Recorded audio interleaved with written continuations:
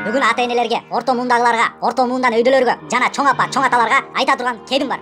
Кан кускур, сескенгир, жутта калгыр, өлүгүңдү гана көрөйүн деген сыяктуу жана башка сөздөрдү балдарыңарга неге айтасыңар? Же эмне башка сөздөр менен урушса болбойбу? Негизи эле биздин тил урушка келгенде аябай эле жесткий да, резкий, кыска, нуска, бирок жүрөккө катуу тиет да айткандачы. Бул сөздөр ачуу келгенде жүрөктөн чыгат даганы жүрөккө тиет да. А жүрөктөн чыккан сөз абдан жаман. Балдарыңар бейбаш же туура эмес иш кылса эле ушул сөздөрдү айтасыңар. Мисалы, өлүгүңдү гана көрөйүн деп атасыңар. Бул сөздүн маанисин билесиңерби негизи эмне экенин? Же балаңардын өлүгүн көрүңөр келип атабы? Өлүгүңдү гана көрөйүн деп айтылып атат бул жерде. Анан кан кускур деп урушуп жатасыңар. Балдарыңардын кан кусуп жатканын көрүңөр келип атабы? Эми мунун баары адатка айланып калган. Илгертеден бери келип жаткан сөздөр да. Эми жок кылыш керек да бул сөздөрдү. Орусча жакшы сөз бар. Мысли материализуются деген. Кыргызча айтканда ар бир сөзүңөрдү периштелер жазып алат деп айтылат. Кудайга наалат кылган ушул жаман сөздөрдү сүйлөйсүңөр да. Кудай ишке ашырып койбосун бул сөздөрүңөрдү. Мындай кичине ойлонуп сүйлөш керек да. Сүйлөрдүн алдында бекерден ойлонуп сүйлө деген эмес да. За слова нужно отвечать деп коет. Оозубуздан чыккан сүйлөгөн сөздөрдү периштелер жазып алат. Ошону эсиңерден чыгарбагыла. Ишенесиңерби, ишенбейсиңерби бул чындык. Жаман адамдан жаман кеп чыгат деген бекеринен айтылган эмес да биздин акындардан. Негизи гүлгө суу куярда күнгө чыгарып жакшы жерге отургузуп дайыма сүйүп суу куюп турсаң, гүл ошентип өсөт.